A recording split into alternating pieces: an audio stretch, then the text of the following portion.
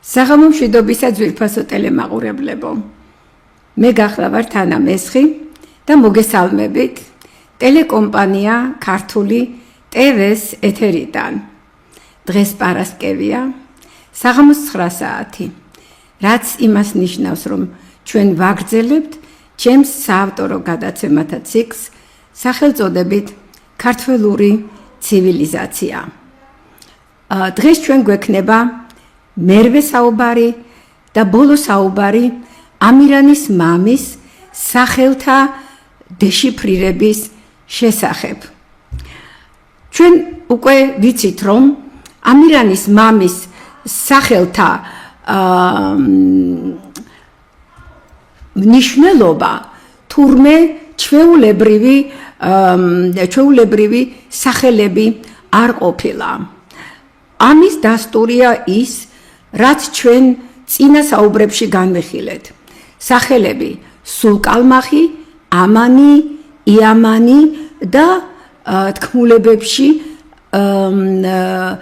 არ გამოყენებული სახელი იამინი, რომელიც ჩვენ ჩავრთეთ ანალიზში იმ დიდი ფონეტიკური მსგავსების გამო, რომელიც მას იამანთან გააჩნდა და როგორც ჩვენმა ანალიზმა ცხადყო, სრავსებით სამართლიანადაც. რაც ჩვენ ოთხივე სახელის ეტიმოლოგიის საფუძველზე დავასკვენით, გახლავთ ის, რომ ამირანის მამის ყველა სახელი არის კოდი, ანუ ხელოვნურად შექმნილი სახელი, რა თქმა უნდა, გარკვეული მიზნით, რომლის მიზანიც არის ის უზარმაზარი ინფორმაციული სისტემა გადმოგვცეს, რომელიც ჩვენ მათში გავხსენით და მეორე თვისება გახლავთ ის, რომ აუცილებლად ეს სახელები იმისათვის, რომ ბოლომდე იყოს გაშიფრული, უნდა მომდინარეობდნენ, ანუ უნდა დავიყვანოთ სახელის ეტიმოლოგია, ზოგადი ლექსიკის წარმომადგენელ ერთეულებზე. აქედან გამომდინარე, ჩვენ რა თქმა უნდა, დღევანდელი სახელი, რომელიც უნდა განვიხილოთ, აი ახლა სლაიდზე თქვენ ხედავთ აღნიშნული თემის სახელს, ეს გახლავთ სახელის დარეჯანი ინფორმაციული სისტემა. ანუ აღმოჩნდა, რომ ჩვენთვის კარგად ცნობილი სახელი დარეჯანი, რომელიც სხვათა შორის ხან მამას მიემართება და ხან დედას, თურმე ისიც ასეთივე გასაიდუმლოებული ინფორმაციით დატვირთული სახელი ყოფილა. მაგრამ სანამ რა თქმა უნდა დარეჯანის ანალიზზე გადავალთ, ჩვენთვის მნიშვნელოვანია ის ფონური სურათი, რომელსაც ამირანიანის თქმულებები ქმნიან აღნიშნულ სახელთან დაკავშირებით.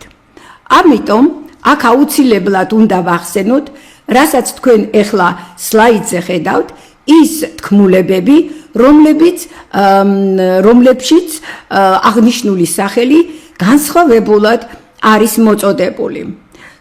ყველასთვის კარგად ცნობილია, რომ დღესდღეობით სახელი დარეჯანი და მოყოლებული ჯერ კიდევ მე-12 საუკუნიდან, ანუ ვეფხისტყაოსნის დაწერიდან შეიძლება ეს უფრო ადრეც ასე იყო, რომ სახელი დარეჯანი მიემართებოდა ქალს. მაგრამ არის ისეთი შემთხვევებიც ამირანიანში, სადაც სახელი დარეჯანი მიემართება ამირანის მამას. მოდით მოკლედ მოვხაზოთ ეს თქმულებები. ფშაურ თქმულებაში ამირანის დედის სახელი არის დარეჯანი. ხევსურულ ორ თქმულებაში აღნიშნული სახელი გამოყენებული არის ორჯერ. ერთხელ კონტექსტი მაინც და მაინც ნათლად არ გვეუბნება, თუ რომელ მშობელზე მიდის საუბარი, ხოლო მეორე თქმულებაში კი აშკარად მიემართება იგი მამას. ეს თქმულებები ახლა სლაიდზეც გიწერიათ, გახლავთ 35 და 36 თქმულებები, რომლებიც მოცემულია მიხეილ ჩიქოვანის მიჯაჭვულ ამირანში.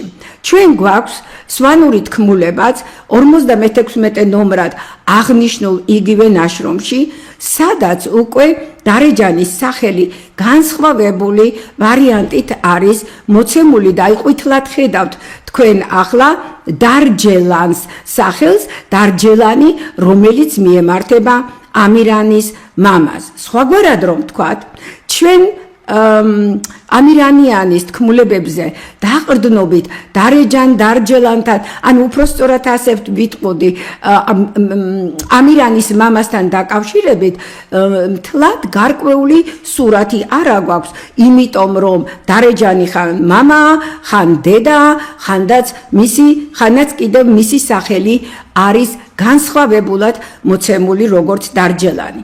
ამასთან დაკავშირებით ალბათ აუცილებლად უნდა აღინიშნოს ის ფაქტიც, რომ შალვა ნუცუბიძეს გაკეთებული აქვს ამირანი პოემა. რა თქმა უნდა, თქმულებებზე დაყრდნობით და აღნიშნულ პოემას წინ წამძღვარებული აქვს მისი გამოკვლევა. ამ გამოკვლევაში ბატონი შალვა მიუთითებს იმაზე, რომ არსებობდა კიდევ განსხვავებული სახელი, რაც იყო დალარჯანი. რა თქმა უნდა, ჩვენ ამ დალარჯანსაც განვიხილავთ დღეს და ვნახათ თუ რა საინტერესო პანო იქმნება და იხატება ამ სახელების მეშვეობით, მაგრამ სანამ მაგაზე გადავალთ უშუალოდ, რა თქმა უნდა, ჩვენ უნდა მიმოვიხილოთ აი ის იმ შეხედულებების, ასე ვთქვათ, ისტორია, რომლებშიც გადმოცემული არის აღნიშნული სახელების წარმომავლობა.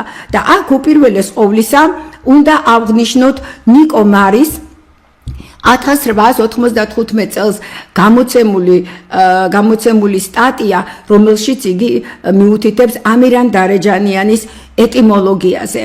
იგი იქ საუბრობს სეფედავლე დარისპანის ძეზე და ამირან დარეჯანის ძეზე. რა თქმა უნდა, სეფედავლე დარისპანიძე ჩვენ საუბარში არ გვაინტერესებს, ჩვენ მეორეზე უნდა გავაკეთოთ აქცენტი, ეს არის ამირან დარეჯანის ძე.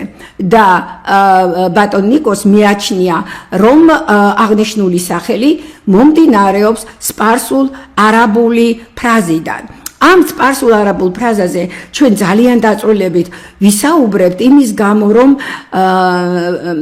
ბატონი ნიკო მარის აი ეს შეხედულება, ანუ აღნიშნული სახელის დარეჯანის და რა თქმა უნდა მასში შედის აგრეთვე ამირანიც, აი ორი სახელის წარმომავლობა არაბულ სპარსულიაო და ეს შეხედულება დღესაც საკმაოდ ძლიერია და არ უცდიათ, შეიძლება ასე ითქვას, ქართულ სინამდვილეში გამოეკვლიათ აღნიშნული სახელი. მაშასე დავიწყოთ ბატონი ნიკო მარის შეხედულებით.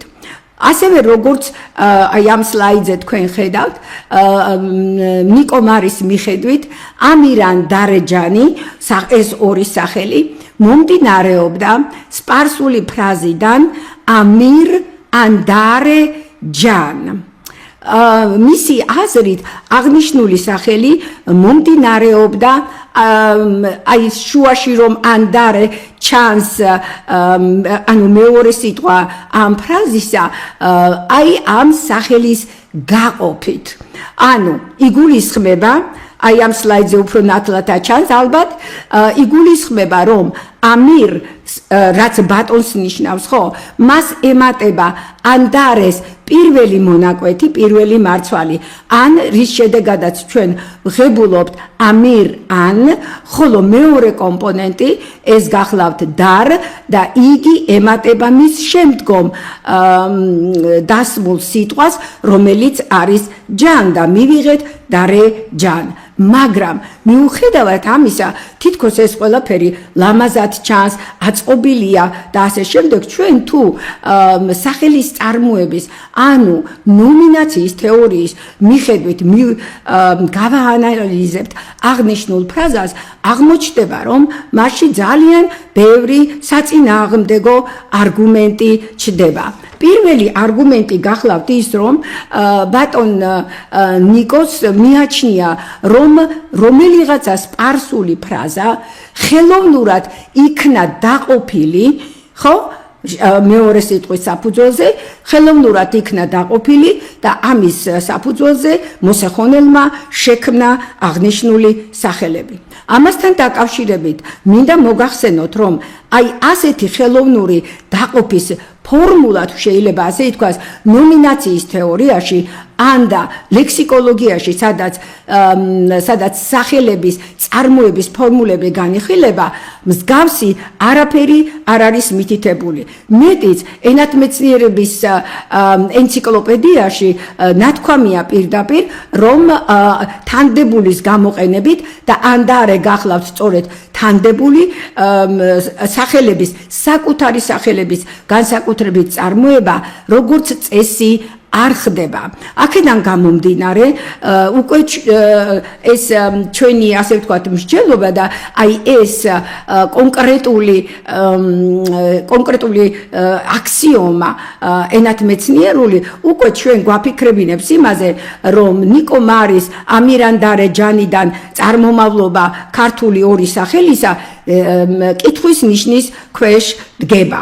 მეორე არგუმენტი ამის საწინააღმდეგოდ, ანუ მარის ეტიმოლოგიის საწინააღმდეგოდ ის გახლავთ, რომ ეს ფრაზა, სპარსული ფრაზა არათუ დაჩეხეს ხელოვნურად, არამედ ეს ფრაზა აღებული არის სრულიად სხვა ენიდან და სხვა ენის გარკვეული ფრაზა დაჩეხეს და შემდეგ აი ამ დაჩეხილი ელემენტების გამოყენებით აწარმოეს ერთ-ერთი მნიშვნელოვანი ეპოსის ორი ძალიან დადებითი გმირის სახელის წარმოება. ახლა ამასთან დაკავშირებით უნდა აღინიშნოს ის, რომ თვითონ თანდებული ან დარე, რომელიც ნიშნავს ში და ზე, ძალიან სპეციფიური სიტყვაა და რატომ? იგი შეიძლება შეხვდეს ცალკეც, როგორც ან და როგორც დარე, მისი მნიშვნელობა არის ში ან ზე, მაგრამ ვინაიდან ნიკო მარი მას განიხილავს როგორც ერთი მთლიანი თანდებული ფრაზაში ამირ ან დარე ჯან, რა თქმა უნდა, ჩვენ აუცილებლად სწორედ ნიკო მარის მიერ მოცემულ ერთეულებს უნდა მივყვეთ, რომ ჩვენი ანალიზი იყოს ობიექტური. თანდებულები, როგორც წესი, წარმოადგენენ სტრუქტურულ ელემენტებს. ანუ ეს ისეთი სიტყვაა, რომელიც გვეხმარება სრულ მნიშვნელოვანი სიტყვების ერთმანეთთან დაკავშირებაში. ეს კი იმას ნიშნავს, რომ თუ მე ეს თანდებული გავყავი შუაზე, ირღვევა მისი როგორც სტრუქტურული შედგენილობა, ასევე მისი სემანტიკაც, იმიტომ რომ მისი მნიშვნელობა ლექსიკური კი არ არის, არამედ რელაციურია, ანუ მიმართებითია. რას ნიშნავს ახლა ეს? თუ მაგალითად არსებითი სახელი ზეცართავის მნა და ასე შემდეგ, რიცხვიტი და ასე შემდეგ, ესენი სრულ მნიშვნელოვანი სიტყვები გახლავთ, თუ ჩვენ ავიღებთ თანდებულებს, როგორიც არის კენ, გან და ასე შემდეგ, ეს თანდებულები გამოხატავენ მხოლოდ და მხოლოდ მიმართებას, გამოხატავენ მხოლოდ და მხოლოდ რელაციას, ანუ ეს სიტყვები, სრულ მნიშვნელოვანი სიტყვები, ერთმანეთს როგორ უკავშირდებიან. და თუ მე მაგალითად ავიღე ქართული თანდებული კენ და გავყავი იგი კე და ნუზე, ხო? რას მივიღებ? მე მთლიანად ვარღვევ აღნიშნული თანდებულის როგორც სტრუქტურას, ასევე მის სემანტიკასაც, აი ამ მიმართებით სემანტიკასაც.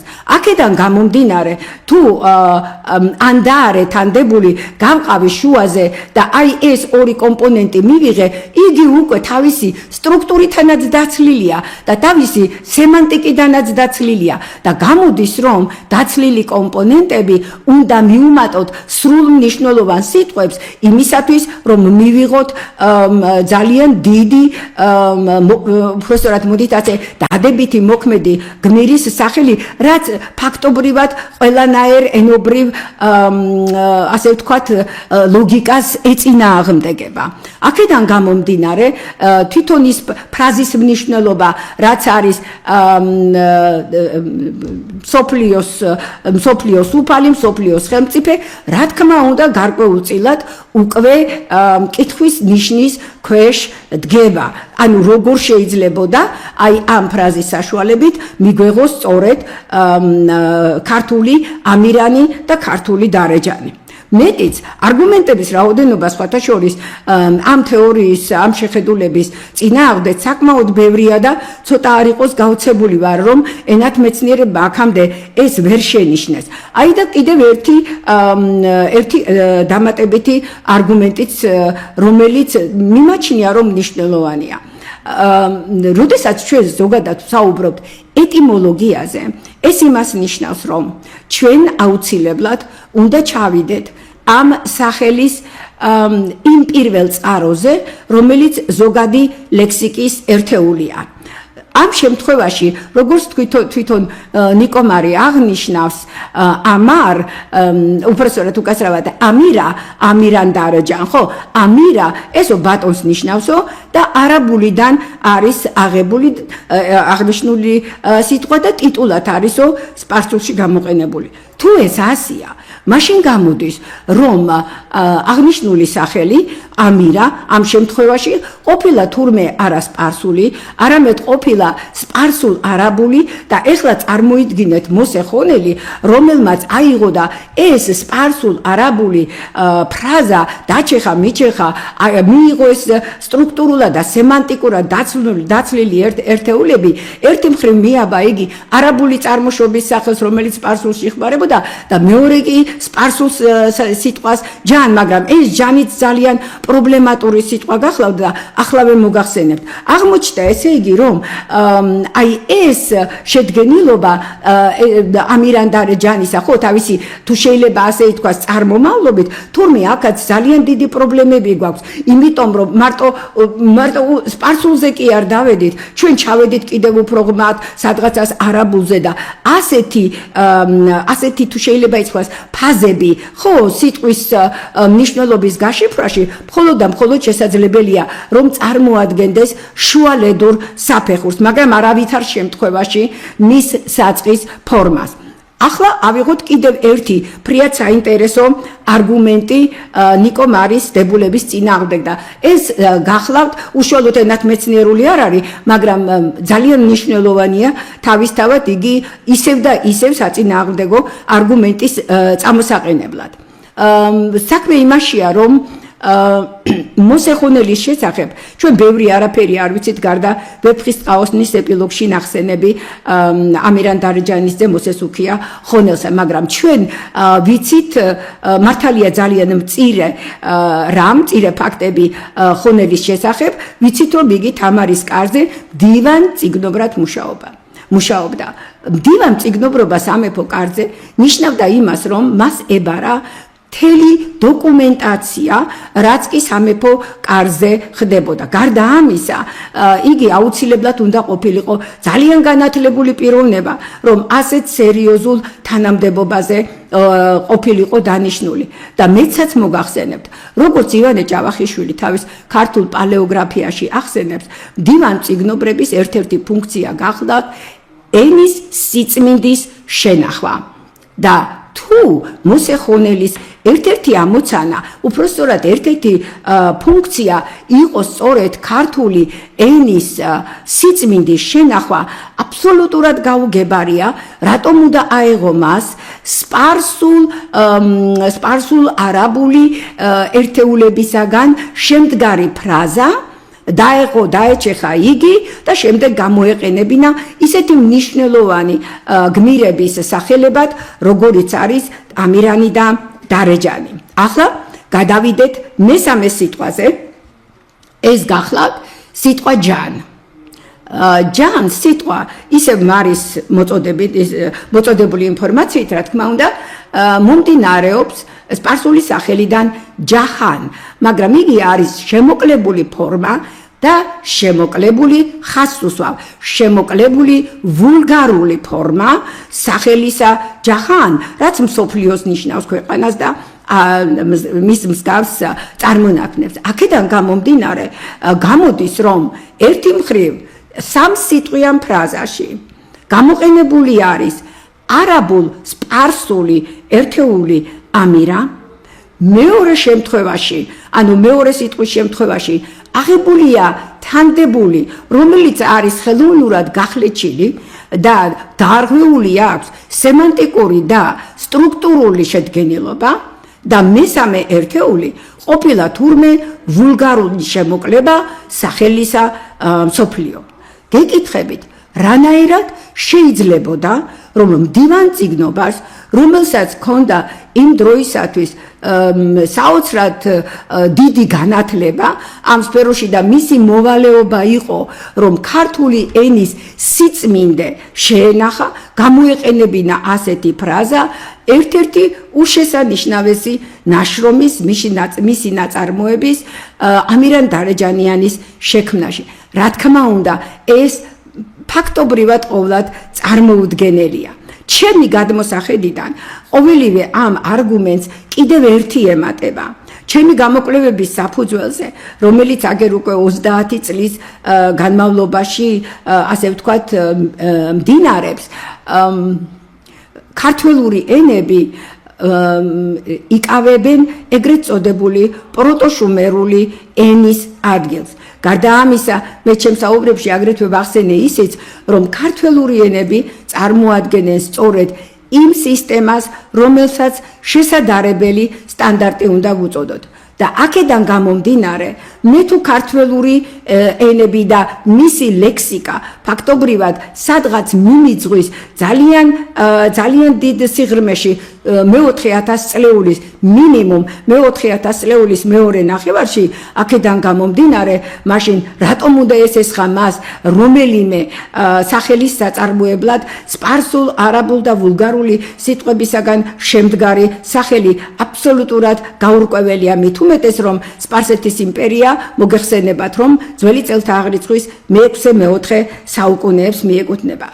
ამიტომ ნიკო მარისის შეხედულება, რომ ამირანისა და დარეჯანის სახელები მომდინარეობს არაბულ სპარსული ეტიმონებიდან, არის უარსაყოფი და იგი და აღნიშნული სახელები უნდა მივიჩნიოთ ქართულ ნიადაგზე წარმოქმნილ ერთეულებად, მაგრამ ახლა ვნახოთ, რამდენად გამართლდება ჩვენი აი ეს შეხედულება. უპირველეს ყოვლისა, უნდა ითქვას, რომ ჩვენ უნდა გავაანალიზოთ, რა თქმა უნდა, ორი სახელი, ისინი, რომლებიც თქმულებებში არის მოცემული. და ერთ-ერთი მათგანია დარეჯანი, მეორე კი გახლავთ დარჯელანი. მაგრამ კითხვა ისმის, რომელი სახელით დავიწყოთ ანალიზი. აქ ჩვენ გვეხმარება ერთი ძალიან საინტერესო ტენდენცია, რომელიც გამოიკვეთა ენების ისტორიული განვითარების შესწავლის საფუძველზე. ეს გახლავთ ის, რომ რაც უფრო ძველია სიტყვა, მით უფრო გრძელია იგი და რაც უფრო ახალია, უფრო მოკლდება თანდათანობით. აქედან გამომდინარე, მე დარეჯანსა და დარჯელანს აი ამ პრინციპის მიხედვით შევადარებ, აღმოჩნდება, რომ აი ეხლა სლაიდზე ხედავთ თქვენ, რომ დარეჯანი შედგება 7 ბგერისაგან, სახელობითი ბრუნვის ნიშანი მხედველობაში არ მიიღება, ხოლო დარჯელანი შედგება 8 ბგერისაგან. აქედან გამომდინარე, უკვე თვითონ სახელთა შედგენილობამ ჩვენ ეს პრობლემა გადაგვიწყვიტა და გვითხრა, რომ ანალიზი, რა თქმა უნდა დავიწყოთ სახელიდან დარჯელანი და ამიტომ ეხლა დავიწყოთ დარჯელანზე მსჯელობა. რა თქმა უნდა, როდესაც ჩვენ გვაქვს სახელი, ის უნდა დავყოთ თავისი შემადგენელი მორფემების მიხედვით, ანუ მისი სტრუქტურა უნდა გამოვავლინოთ უპირველეს ყოვლისა და ვნახოთ, თუ რა ერთეულებისაგან შედგება იგი. ამ შემთხვევაში დარჯელანი იყოფა შემდეგ ერთეულებად. დარ და ამას თქვენ ეხლა სლაიდზეც ხედავთ, ხო? დარ ჯე, შემდეგ გვაქვს ერთი ლ თანხმოვანი და შემდეგ ან. რა ვიცით აი ამ მორფემების შესახებ? ვიცით, რომ სახელი დარ დღესდღეობით მართალია დარს უდრის, კარგამინს უდრის ნიშნავს აგრეთვე მზესაც, მაგრამ ამავე დროს მეგრული ენა მეუბნება, რომ მისი უფრო ადრეული მნიშვნელობა უნდა ყოფილიყო მარჯვე დრო. რატომ უნდა ქონოდა სიტყვას დარი მარჯვე დრო? რა თქმა უნდა, აღნიშნული სახელის ეს მნიშვნელობა დაკავშირებული იყო სასოფლო-სამეურნეო მოქმედებებთან, იმიტომ რომ როდესაც კარგი დარი იდგა, ის ამინდი, ის დღე იქნებოდა სასურველი სასოფლო-სამეურნეო მოქმედებებისთვის. ამიტომ დარის მნიშვნელობა თანდათანობით აი ამ მარჯვე დროიდან შეიცვალა. სიტყვა კი მნიშვნელობი, უკაცრავად სიტყვა ფონეტიკურად იგივე კი დარჩა, მაგრამ სემანტიკურად მან მცირეოდენი ცვლილება განიცადა და რა თქმა უნდა, კარგი ამინდის გამცხუნვარე თბილი ნათელი ამინდისგან მერე რა თქმა უნდა აუცილებლად გადავიდოდა მზის მნიშვნელობაზეც. ჩვენ არ ვიცით რა არის ჯე, მაგრამ ჩვენ ვიცით თუ რა არის სულ ბოლო მორფემა, ეს არის ან. ჯორბენაძეს, კობაიძისა და ბერიძის არაჩვეულებრივი ლექსიკონის, ქართული მოდალური ელემენტებისა და მორფემების ლექსიკონის მიხედვით, ან სუფიქსი არის გვარის და ტომის მაწარმოებელი ერთეული. ანუ ამ შემთხვევაში ჩვენ გვაქვს სუფიქსი, რომელიც აწარმოებს, ესე იგი, რომელიღაცა გარკვეული გვარის, ოჯახის, ტომის კუთვნილებას და პირველი ერთეული გვაქვს ჩვენ დარი, ანუ მზე, ხო? აქედან გამომდინარე ძალიან მარტივია გავარკვიოთ თუ რას წარმოადგენს ლ სუფიქსი, ვინაიდან ლ სუფიქსი არის ელ სუფიქსის ნარჩენი. ელ სუფიქსი კი მოგეხსენებათ ქართველი, კახელი და ასე შემდეგ, მოგეხსენებათ რომ წარმომავლობას გიჩვენებთ. მაგრამ სად გაქრა ეს ე? ე გაქრა იმიტომ რომ ჯელ უნდა ყოფილიყო.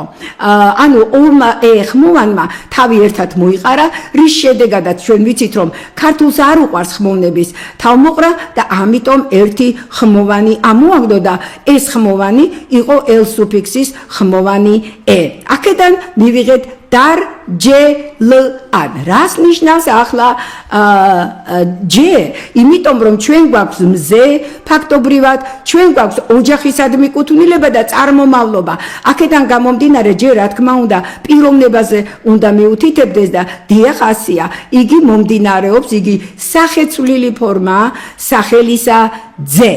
აქედან გამომდინარე, ჩვენ შეგვიძლია უკვე აღვადგინოთ ის პირველი ფორმა, რომელიც დარჯელანს უძღოდა წინ და ეს იყო დარ ძე ელ ან. ანუ ზეჭაბუკის წარმომავლობა მზიური ოჯახიდან. იყო თუ არა ამირანი ასეთი? რა თქმა უნდა იყო. აქედან გამომდინარე, ჩვენ უკვე გვაქვს სახელისა და მისი მატარებლის აბსოლუტური თანხმედრა, რაც იმას ნიშნავს, რომ ჩვენ სწორ გზაზე დგევართ. მაშა ასე დარჯელანიდან ჩვენ მივიღეთ დარჯელანი. ამასთან დაკავშირებით უნდა აღინიშნოს ის, რომ თვითონ აი ამ პირველი ელემენტის აღდგენამ, რომელიც არის ძე, უკვე მეტნაკლებად შეცვალა სახელის მიმართებას ქესთან, ხო? იმიტომ რომ დარჯელანი პირდაპირ ლაპარაკობს მზე ჭაბუკზე, ანუ ამ შემთხვევაში ლაპარაკი არის მამრობით ქესზე. აქედან გამომდინარე, პირველი მიმართება სახელისა დარჯელანი ყოფილა თურმე არა ქალი, არამედ ყოფილა კაცი, ამ შემთხვევაში ყოფილა ძე. აქედან გამომდინარე, ჩვენ შეგვიძლია გადავიდეთ უფრო შემდეგ, ასე ვთქვათ, განვითარების შემდეგ საფეხურზე, ანუ როგორ მივიღეთ აქედან ახლა დარეჯანი. ნახეთ რა საინტერესო ფონეტიკური ცვლილებების მოწმე ვხდებით. სახელიდან დარჯელანი, აი ამ სლაიდზე თქვენ ისრით ნაჩვენები გაქვთ, მეორე ფორმა დარჯეანი. ჩვენ უკვე წეგან აღნიშნეთ, რომ წარმომავლობის სუფიქსიდან ე ხმოვანი ამოვარდა და იქ ერთი თანხმოვანი იყო დარჩენილი, მაგრამ როგორც ჩანს, იმის გამო რომ ტომის ერთი და იგივე ოჯახისადმი კუთვნილება, ტომისადმი კუთვნილება და წარმომავლობა ორი ფაქტობრივად ერთნაირი სუფიქსი გახლდა და ამიტომ ეს სუფიქსი ჩაითვალა ალბათ ზედმეტად და იგი მთლიანად ამოვარდა. მაგრამ აღნიშნული სუფიქსის მთლიანი ამოვარდის შედეგად ჩვენ უკვე ვღებულობთ დარჯე ან-ი, ხო? ანუ ძესთან დაკავშირებით ეს რომელიც ჯედ გადაიქცა, ხო? ჩვენ მივიღეთ ჯ-ან ანუ ისევ ორი ხმოვნის თავმოყრა გვაქვს, ხო? ესა და 100 და მეორეს მხრივ ჩვენ გვაქვს თანხმოვნების თავმოყრა რ და ჯ.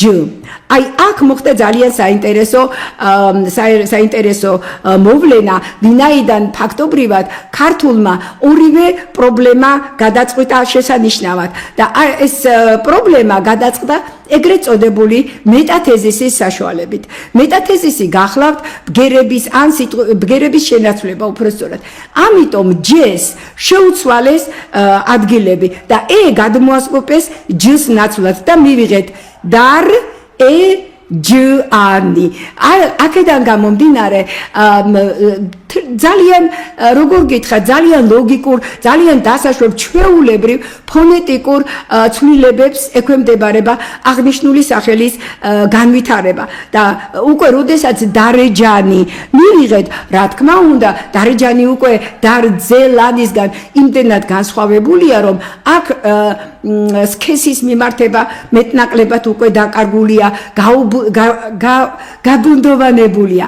ამიტომ არის სწორედ ის ფაქტი, რომ ამირანიანის თქმულებებში ჩვენ გვაქვს ის შემთხვევაც, როდესაც დარეჯანი ხანკაცია და ხანქალია. ეტყობა ეს კიდევ ის პერიოდი გახლავთ, როდესაც ძველი მამაკაცისადმი კუთვნილება აღნიშნული სახელისა შემორჩენილია. ანუ დარძელანის მნიშვნელობა ქართულში შემორჩენილია, მაგრამ ამავე დროს სახელის ფონეტიკური განვითარება უკვე თავის როგორ გითხრათ, თითქოს თავის წნეხს აამუშავებს, იმიტომ რომ რადგანაც განსხვავდება პირველი ფორმისგან, მან უკვე დაიწყო დედაზე, ანუ დაიწყო ქალზე ქალის აღნიშვნა. აქედან გამომდინარე, ეს საფეხურით როგორც ჩანს, უკვე გადაიარა ქართულმა დარეჯანმა და შემდეგი საფეხური უკვე არის პირდაპირ დარეჯანი, როდესაც მხოლოდ და მხოლოდ ქალებს მიემართება და რისი მოწმენით თანამედროვე პერიოდის ქართველები გახლავართ. რომ შევაჯამოთ ეს ანალიზი, შეგვიძლია ვთქვათ, რომ სახელი დარეჯანი დაიწყო მამრობითი სქესის აღმნიშვნელი მზე ჭაბუკის სახელიდან დარძე ელანი, რაც ნიშნავდა მზე ჭაბუკის მზიური ოჯახიდან წარმომავლობას. შემდეგ მან განიცადა ფონეტიკური ცვლილებები, ძე გადავიდა ჯ-ში, დაიკარგა წარმომავლობის მაჩვენებელი სუფიქსი და აი ამ აღრევის შედეგად, აი ამ ცვლილებების შედეგად იგი გახდა უკვე თუ შეიძლება ასე ითქვას, მდედრობითი სქესის სახელი. რამდენად მართალია ის, რაზეც ახლა მე თქვენ გესაუბრებით. აღმოჩნდა, რომ მართალია და ამის დამადასტურებელი ფაქტები ჩვენ გვაქვს ჩეჩნურ ინგუშურ მითოლოგიაში. ქალბატონ ქეთევან სიხარულიძეს ძალიან კარგი ნაშრომი აქვს დასჯილი ქალი ღვთაებების შესახებ და იქ განხილული აქვს ერთ-ერთი ქარიშხლების დედა, რომლის სახელიც გახლავთ დარძა. ახლა იმაზე უკვე ორი აზრიც აღარ არსებობს, რა თქმა უნდა, რომ აღნიშნული დარძა მომდინარეობს ქართული დარძედან, მაგრამ საქმე იმაშია, რომ ჩეჩნურ ინგუშურმა ძალიან უცნაური ჰიბრიდი წარმოქმნა ქართული ფონეტიკური და სემანტიკური ცვლილებებისა. დარძამ შეინარჩუნა თავისი პირველადი ფორმა, როდესაც იგი მამაკაცზე მიუთითებდა, ხო? და დარძე პირდაპირ მზე ჭაბუკს აღნიშნავს და ეს მზე ჭაბუკი, რა თქმა უნდა, დასჯილი იყო. ხო, ამირანი ხო იყო დასჯილი, ამიტომ აი ეს დასჯის კომპონენტი აი ამ ქარიშხლების დედაშიც კიდევ შერჩენილი არის, მაგრამ ის რომ სწორედ ამირანზეა ამ შემთხვევაში ლაპარაკი, ამის შესახებ ინფორმაციას გვაწვდის სახელი დარძა. ამ ქარიშხლების დედის სახელი, მაგრამ სემანტიკურად, ანუ ის ანუ მამრობითიდან უკვე მდედრობით, ასე ვთქვათ, კატეგორიაში გადასვლა უკვე აღნიშნული სახელისა უკვე მოხდა სემანტიკის დონეზე. ანუ ჩეჩნურ ინგუშურ დარძაში ჩვენ გვაქვს ორი უკიდურესობის შერწყმა თუ შეიძლება შენახული არის პირველი ქართული ფორმა მზეჭაბუკისა და ფუნქციურად იგი დაკავშირებული არის უკვე ქალღმერთთან ანუ მიემართება უკვე ქალებს. აქედან გამომდინარე, ჩვენი ანალიზი სავსებით სწორია და დარეჯანიცა და დარეჯანი ამ შემთხვევაში და დარჯელანი და მისგან გამომდინარე, აი ახლა ჩვენ განვიხილავთ მესამე სახელსაც, ეს სახელიც ყველა მომდინარეობს და წარმოქმნილია ქართულ სივრცეში. მაშა ასე. ახლა ჩვენ ვახსენეთ უკვე შალვა ნუცუბიძის მიერ ნახსენები ერთ-ერთი სახელი დარეჯანის ერთ-ერთი ფორმა ეს სახელი გახლავთ დალარჯანი ახლა ეს დალარჯანიც დავყოთ მორფემებად და ვნახოთ თუ რა ცვლილებები ხდება მასში რა თქმა უნდა პირველი მონაკვეთი პირველი მორფემა რომელიც გამოიყოფა ეს გახლავთ დალ და ამ შემთხვევაში დალ და დარ რა თქმა უნდა ერთმანეთის სინონიმები ჩანან მეორე არის არ და ჩვენ არ ვიცით ეს არ რა არის ჩვენს მიერ ჩატარებული ანალიზიდან შემდეგი ერთეული არის ჯ და ამ ჯს უკვე ნახეთ დაკარგული აქვს თავისი ხმოვანი და დაკარგული აქვს თავისი ხმოვანი იმიტომ რომ მეორე ხმოვანი მოდის უკვე ან სუფიქსიდან გამომდინარე ანუ მივიღეთ რომ დალარჯანში ერთადერთი უცნობი მორფემა გვაქვს და ეს მორფემა არის არ იგივე ჯორბენაძის კობაიძისა და ბერიძის არაჩვეულებრივ ლექსიკონში ჩვენ ამოვიკითხავთ რომ სუფიქსი არ სინამდვილეში წარმოადგენს მეგრულ ჭანურ სუფიქსს რომელიც გვიჩვენებს წარმომავლობას სხვაგვარად რომ ვთქვათ აი ეს არ და ჩვენი ქართული ელ ერთი და იგივე ფუნქციის მატარებლები არიან აქედან გამომდინარე დალარჯანი და დარჯელანი და მე უფრო კიდე წინა ფორმა და შემდეგი ფორმა უпростоრად დარეჯანი ფაქტობრივად ესენი სულ ერთი და იგივე ინფორმაციას გადმოგცემენ ეს ინფორმაცია არის მზეჭაბუკის შესახებ რომელიც იყო მზიური ოჯახიდან და ეკუთვნოდა სწორედ აი ამ ზეციური ოჯახის ერთ-ერთ წევრს.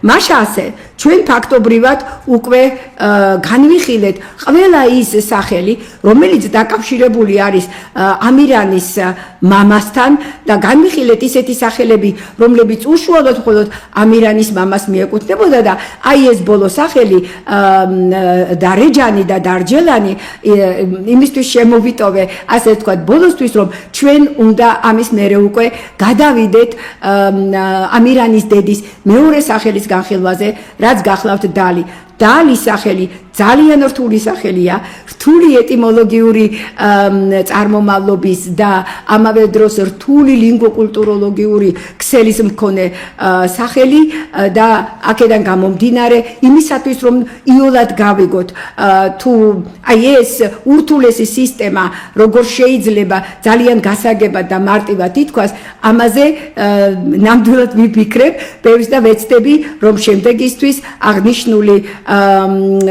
აღნიშნული თემა ანუ ამირანის დედის სახელის განხილვა დავიწყოთ. მაშა ასე ამით ვამთავრებ მე დღეს ჩემს გადაცემას დიდ მადლობას მოგახსენებთ ყურადღებისათვის და რა თქმა უნდა როგორც ყოველთვის გიტოვებთ მიო შოპის დეტალებს.